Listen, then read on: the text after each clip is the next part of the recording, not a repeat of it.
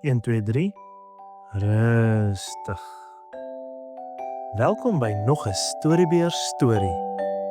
Luister lekker saam.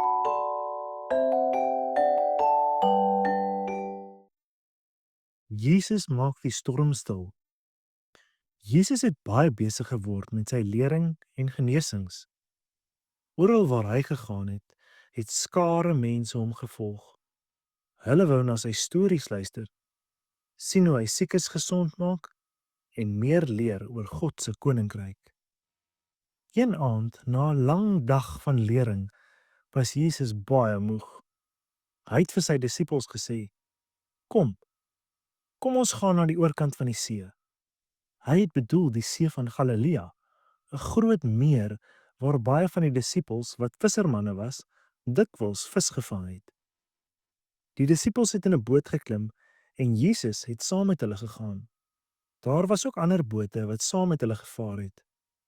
Terwyl hulle oor die water gevaar het, het Jesus na die agterkant van die bootjie gegaan, 'n kussing gevat en gaan lê en slaap.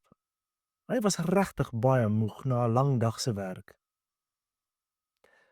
Terwyl Jesus geslaap het, het iets onverwags gebeur. 'n Groot storm het skielik opgekom. In daardie gebied kon storms baie vinnig opkom, sonder enige waarskuwing. Die wind het begin waai en die golwe het al hoër en hoër geword. Die golwe het oor die kant van die boot geslaan en die boot het begin vol water word. Die disippels was baie bang. Baie van hulle was ervare vissermanne wat gewoond was aan die see, maar selfs hulle was bang vir hierdie storm. Hulle het gedink dat die boot sou sink en dat hulle almal sou verdrink. Maar wat van Jesus? Hy was aan die slaap in die agterkant van die boot, met sy kop op die kussing.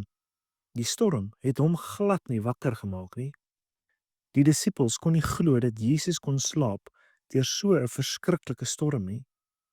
Hulle het na hom toe gehardloop en hom wakker gemaak.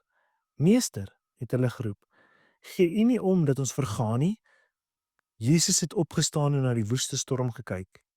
Die wind het gehuil en die golwe het in die boot geslaan en die reën het neergeplas. Maar Jesus was glad nie bang nie. Hy het na die storm gekyk en met 'n stem vol gesag gesê: "Stilte, wees stil." Dadelik het die wind gaan lê. Die golwe het bedaar. Die hele meer het heeltemal kalm geword, so kalm soos 'n spieël. Dit was asof die storm nooit eens gebeur het nie. Die disippels kon hulle oë nie glo nie. Een oomblik was hulle lewe in gevaar en die volgende oomblik was alles rustig en stil. Jesus het net gepraat en die storm het hom gehoorsaam. Toe het Jesus vir sy disippels gevra: "Waarom is julle so bang? Het julle nog geen geloof nie?" Die disippels was nou nog meer verbaas en 'n bietjie bang, maar op 'n ander manier.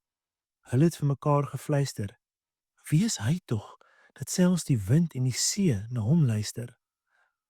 Hulle het besef dat Jesus nie 'n gewone mens was nie. Gewone mense kan nie aan storms bevele gee nie. Gewone mense kan nie die wind en die golwe laat bedaar met net 'n woord nie. Net God het mag oor die natuur.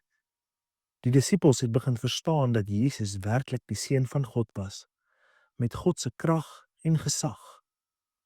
Hierdie wonderwerk het die disippels geleer dat hulle Jesus kon vertrou, selfs in die ergste storms van die lewe. Al lyk dit asof hy slaap, is hy altyd daar en altyd in beheer. Niks is te moeilik vir hom nie, selfs nie 'n woeste storm nie.